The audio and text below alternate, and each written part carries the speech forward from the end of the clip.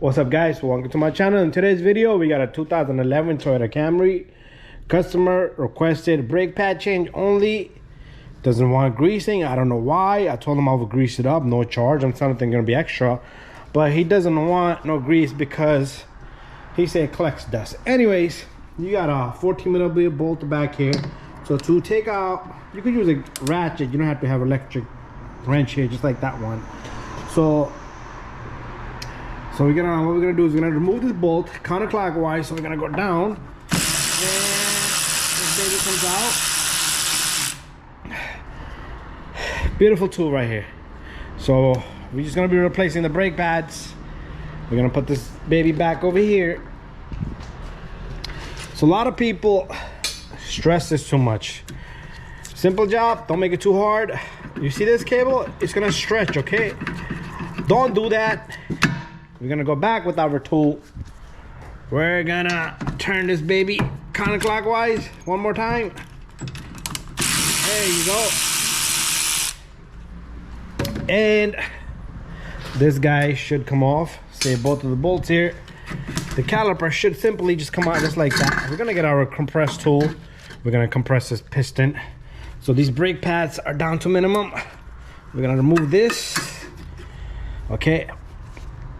I got the brake wear indicator sensor in the bottom. Perfect. We'll put it in the bottom too, okay? And let's get this guy out. Okay, I'm gonna use a flathead screwdriver. If you got one, use it. Will work well for you. There you go. We're gonna remove this hardware here. We're gonna remove this little guy right here. Save them just like that, just in case sometime. I do want to kind of brush this out a little bit and brush this area out a little bit. I do want to check his slider pins are moving. I would take them out, clean the greasing, but he doesn't want me to do any of that stuff. Anyways, just take these out and clean it, put fresh grease. But meanwhile, what we'll do is we'll compress the piston.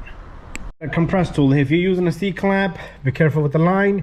Put a brake pad in between, but my tool is a perfect mesh there. And if you want to know how to compress the piston on this Camry, it's very simple.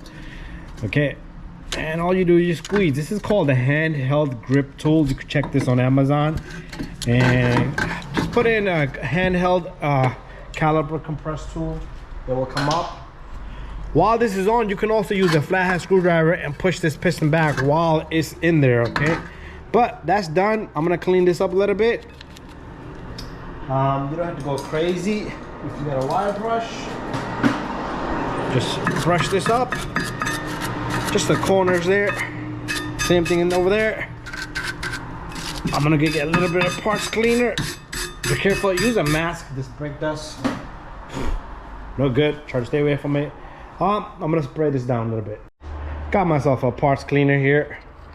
Spray this, spray this, spray this, spray this. It's gonna evaporate really quick. And we're gonna wait for the new brake pads. While it's coming in, I'm gonna prep the opposite side. So we got some new brake pads with some hardware in here. Okay, what we're gonna do is let's get this out. I like to have this out. So the part number evolutions. I like these brakes because they're silent. I'm gonna put this brake pad to the side because I want to use this box. There's a braking procedure right here, so follow that. Just drive the car normally. Don't go crazy. So in here you're gonna have a whole bunch of pieces. They're gonna look. You're gonna have like 8 of these because some of them might be different size. So we're gonna try one. Okay, see if it fits.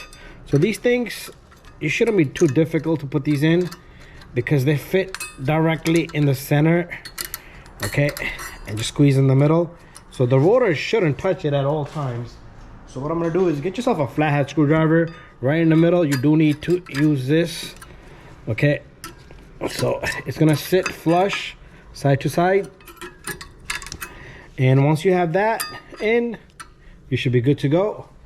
We're gonna do the same thing on the other side. So I don't know why they're okay. They're okay. This angle the center, you see the centerpiece? See the centerpiece here? 2 are bigger, 2 are smaller, or 4 are bigger, 4 are smaller. So just match the correct size. This fits in there beautiful, nice and perfect. But like I said, you do need to use a flathead screwdriver to do this in the center, okay? Otherwise it's gonna kind of scrape here on the water. Okay, and there you go, perfect. Okay, now I'm gonna get my brake pads. So let me prep my brake pad. I just want to take them out of this bag here. I got so much stuff all over. Let me just move this out of the way.